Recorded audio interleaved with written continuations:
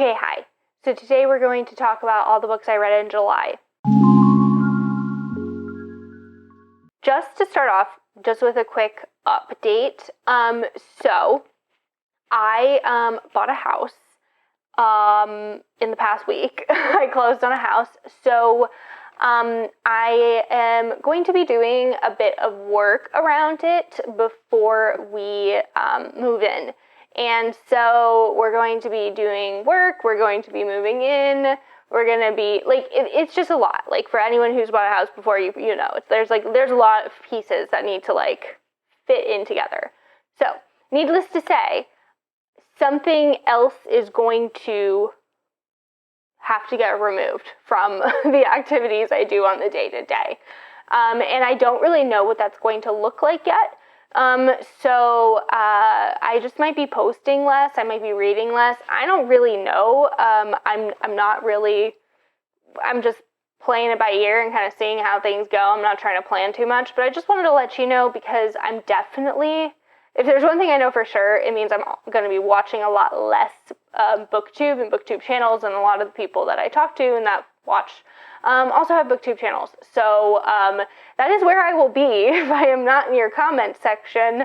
Probably going to be painting my house and putting in flooring and taking care of the yard and everything else. So that's it on that. Let's just get into the books I read in July. So I read 6, and we'll just go in order, I guess just in order of when I read them. So the first one that I finished was The End of Policing by Alex S. Vitale? I don't know. This is a nonfiction. The idea is a world without policing, how you could end policing.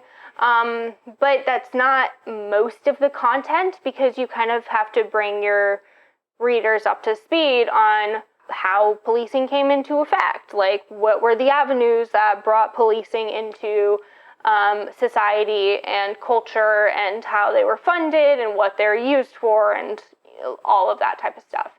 So I am of two minds with this book, because I can't quite tell who the correct audience for this is. Because if you're going to pick a book up called The End of Policing, you're probably going to be at least a little bit curious about what that looks like and how to make it happen. And you might think in some way, even if you don't know what that would look like, that it would be a good idea. If you have ever had any interest in stuff like immigration, prostitution, policing, just generally, police brutality, the history of policing, what else? The prison system, the militarization of the police within the U.S., because this is a very U.S.-centric book, and you have read other books about those topics, you're going to know that topic, that subtopic, better than what this book is going to convey to you. As an example, there is a section on the prison system, and I have read The New Jim Crow by Michelle Alexander, and he directly quotes and references The New Jim Crow by Michelle Alexander multiple times, and basically that whole section is just a summation of, take Michelle Alexander at face value, and I'm going to give not a very good summary of her material. Not it's bad, but if you wanted to actually know about the prison system, you should just read that book. So for someone who already cares about those topics, the broad topics, and has delved into those broad topics, you know more than what this book is going to give you. The one thing I will say is that for things that you might not know about, he's going to reference other books, and so you're going to find other books that you could read. So, for example, for me, I haven't read much about immigration, and like ICE and kind of like how that became funded and that type of stuff. So there was a book referenced in there, and I was like, oh, I should read that because, you know, I've read a few of the other books he's referenced, and I know that they are good books. So his reference material is at least something. And then kind of the conclusion, like the defund the police conclusion isn't necessarily something you haven't heard before if you're, again, interested in that type of stuff. Like, you know, fund other programs, like have de-escalations of things that don't require police involvement.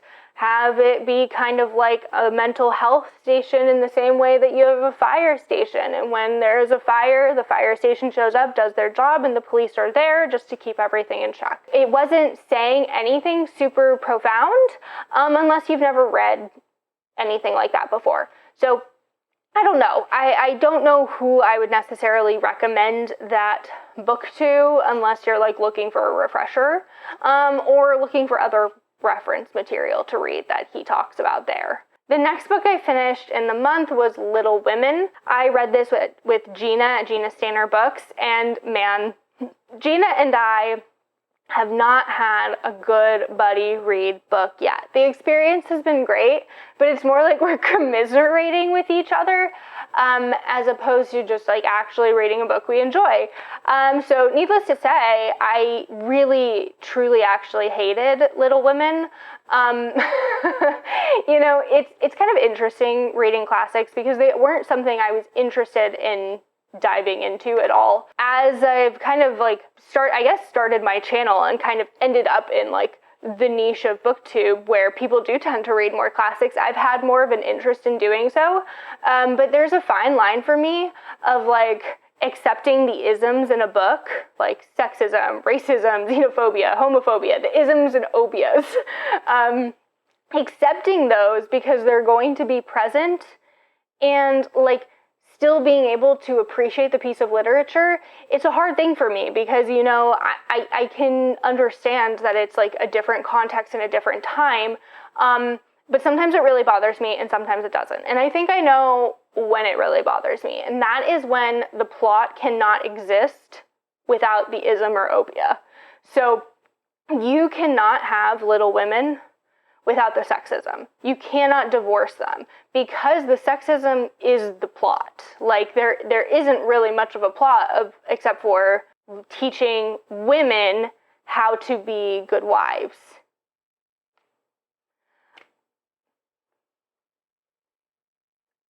I'm just not interested in that. I'm just not interested in that. Another thing is when a book really puts forward like the author's agenda, and it's like very clear that it's an authorial voice thing as opposed to a character voice, because, you know, there are problematic people everywhere. And if you write books that don't have problematic characters, then you're not really showing the entire scope of humanity. So I can get completely on board with like problematic content or content that, you know, I don't align myself with completely. However, when it's like trying to preach at you, so it's a little harder for me. I also was just very surprised because this is put in the juvenile section, like the middle grade section at libraries. I've been told it's a middle grade classic. I would not give this to a child to read. It's very much about like your womanly duty and like how to, I don't know. It was like Little Women, like the first part was very much about kids, and then Little Good Wives, I don't know, whatever the second part is, they're all older and like having children, and I'm just trying to imagine like me as a 7-year-old or a 10-year-old or a 12-year-old reading this, and I don't see a world in which I would have enjoyed this. But what else do I want to say about this? Oh, yeah, there are some plot lines in this also that are very creepy surrounding the best friend, Lori, who I actually really liked as a character until he became an adult. And there was some weirdness with two sisters, and I'm like, not here for it. No. So anyway, needless to say, I didn't like that book at all. I only finished it because it was a buddy read. I definitely would have DNF'd it, and because I completed it, I'm salty about it, and I kind of hate it. So yeah, I get people have nostalgia, but I don't, and so yeah, it just really did nothing for me. But I do have my grandma's old editions of the books. I have Little Women and Little Men, which there's no way I'm reading Little Men after reading Little Women. So I will keep Little Women because it is like a sentimental thing, and my grandma, I guess, loved it as a child. So yeah, I'll keep it on my shelves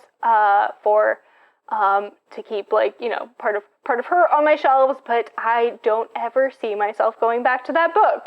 Next, I read another nonfiction. I read America for Americans, A History of Xenophobia in the United States by Erika Lee. So Erika Lee wrote The Making of Asian America, which I read last year and really loved. This book is much more focused on xenophobia, so the hate of people from other countries.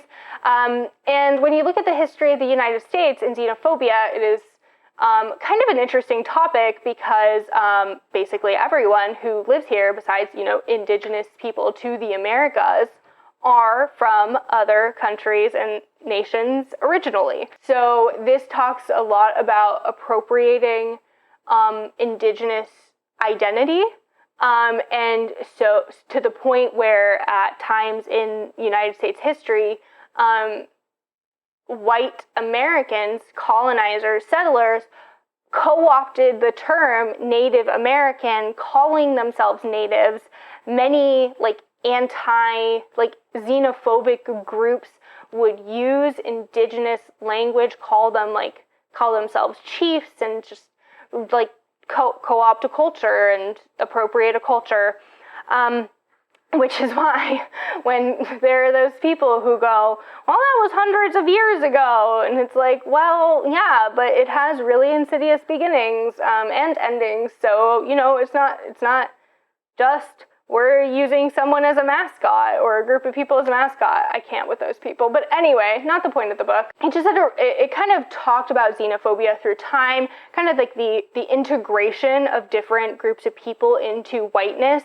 So, you know, there is at times like Irish people were referred to as like the Celtic race. They were also Catholic, which was, you know, they weren't WASPs, white Anglo-Saxon Protestants. Like the Germans at one point weren't considered white. So it, you know, slowly through time, people who feature-wise looked more similar, kind of got integrated into the idea of whiteness. There was, again, a look at, like, Asian Americans and, like, the exclusion acts against the Chinese Americans, and that as a form of xenophobia, the xenophobia of indigenous Americans, of Mexican Americans, and it was really just had a lot of really good information in it about xenophobia, just kind of how you really can't disassemble the concept of xenophobia from the concept of America. Even though America likes to tout itself as a melting pot, it also likes to distance itself from parts of those melting pot that it doesn't want to associate with. I quite enjoyed the book. I think Erika Lee does really great research before she kind of dives into a topic, and it was written, I believe, in 2019. I thought it would have been interesting reading it post-COVID because she did kind of talk about how Asian Americans haven't really been accepted into whiteness, but they are seen as like a model minority, or at least certain Asian Americans are, not necessarily all Asian Americans. Since COVID, there has been a lot more Asian hate, but it kind of also plays into what she talks about with like the circle of xenophobia. So that was a really good read. I recommend it. Okay, and then I read Women Talking by Miriam. I believe it's Toews. I think that's how I hear her people pronounce this. So this is a fictionalized book based on like a true story of a group of Mennonite women who were sexually assaulted by the Mennonite men in their settlement, I guess. And the women kind of all come together and kind of talk about what they should do. So this takes place over the course of like a few days. All the men the perpetrators, like the assaulters, are brought to prison are brought to a county jail or something, and all the other men go to bail them out, and while they're gone and away, the women who want to do something and just don't know what that is yet come together.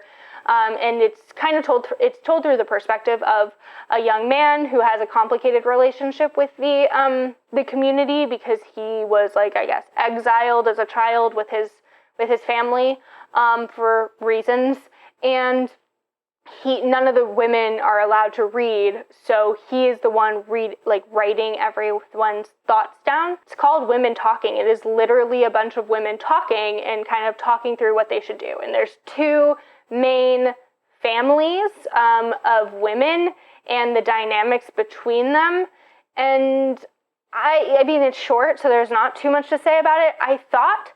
I enjoyed the read. It's not something I think would stick with me for a long time, but there was a lot of turn of phrase that I really found beautiful. It was a nice package that was presented to you as a book, and like kind of everything flowed together really nicely. And yeah, it was quick. And so I enjoyed it.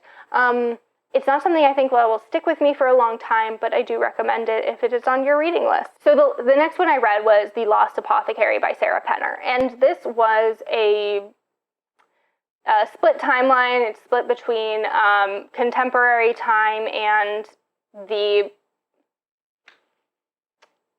when was it? The 1700s? I don't quite remember. And it takes place in London. And the modern timeline, like the more interesting timeline is the past timeline, and it is about a woman who runs an apothecary, and like she sells healing things to women, but also maybe things to women so that they could kill their husbands or brothers or men in their lives. And then the present time is like kind of a woman who is heavy-handedly investigating this at the same time. So what can I say about this book?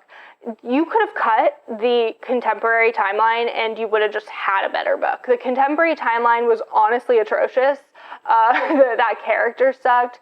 Everything going on sucked. The way it was like connected back to like the 1700s was so heavy-handed. It was like you would learn something and then she would figure something out in the present, and then you would learn something in the past, then you'd figure something out in the present. There were three perspectives, one from the contemporary times and two from the back then times, the apothecary owner, and then a girl who comes into the shop at some point. I don't really want to give much more away. It seems like a beach read. I mean, it's super spoilery, but like the first review on Goodreads, which is a 1-star review, is hilarious. And that does a better job kind of like mocking the book than anything I'm going to convey. It's not that I hated it. It was just like, I think that Dia from A Novel Idea, in my Trash My TBR, I brought this book up and she was like, it was okay, like just okay. And that is exactly how I felt. Like it was mediocre. I have no interest to ever pick up another Sarah Penner. But you know, I listened to it on the plane and it got the job done.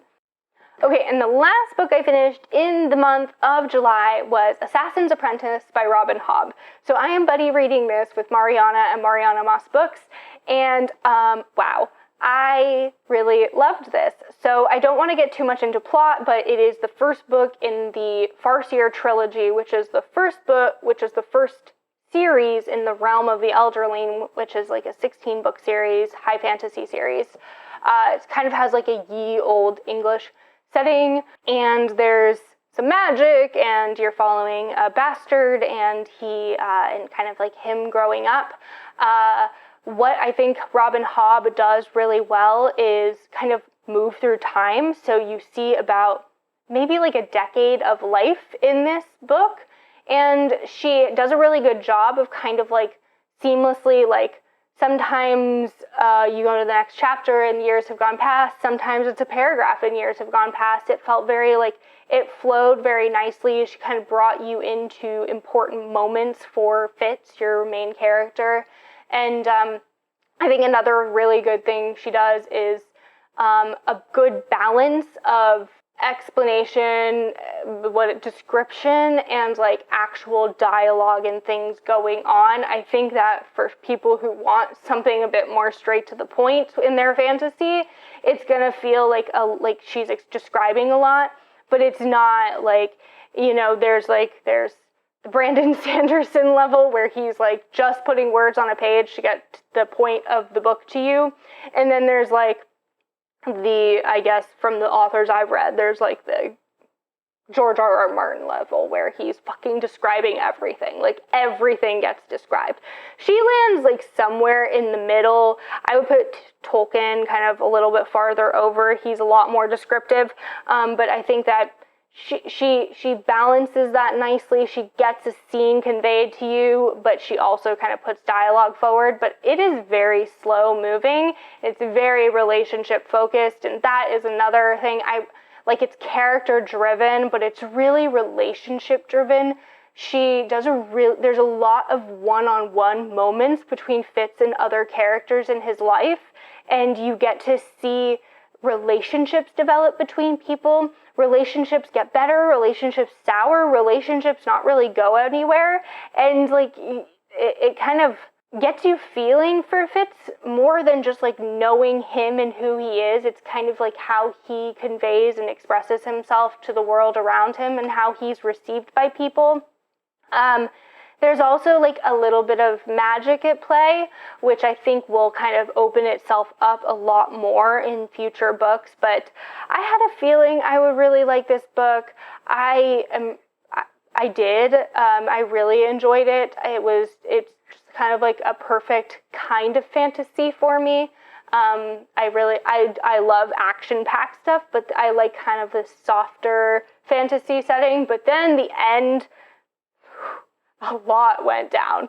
So it's not all slow, but I don't know. Some people really like fantasy to kind of move. I think that like Brandon Sanderson really kind of highlights that. He's like that type of author where it's like action, and this is a lot slower moving. You're kind of delving through time. You don't really know where you're going. That was another thing about this book. I had no idea where she was taking me, and I loved that. Everything that I thought was going to happen didn't really happen. Like, there were some tropes that were utilized, and there's some tropes that were turned on its head, and overall I just thought it was a really great read, as I have said multiple times. But yeah, those were all the books that I read this month. We'll see how many books I read next month. Maybe I'll be reading audiobooks as I paint, but you know, who really knows? And yeah, I'm not really sure how much content I'm going to get out, but if it's not much, that doesn't mean I'm abandoning the channel. So that is all I got. Let me know what you read in July, and I will talk to you next time. Happy reading.